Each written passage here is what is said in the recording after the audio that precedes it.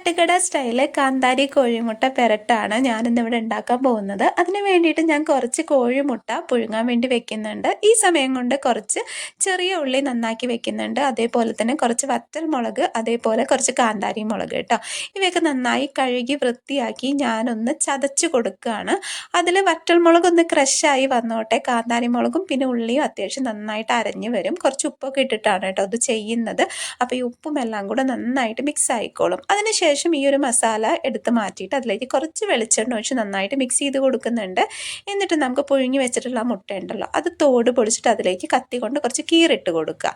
എന്നിട്ട് അതിനെ ഈ മസാലയിലേക്ക് ഇട്ട് കൊടുക്കുക കേട്ടോ. അപ്പോൾ ഈ കീറിലൂടെയൊക്കെ മസാലയൊക്കെ അതിലേക്ക് കയറിക്കോളും. ആ ഒരു മസാലയിൽ അത് വെച്ചതിന് ശേഷം നമുക്കൊരു 10 മിനിറ്റ് വെയിറ്റ് ചെയ്യാം.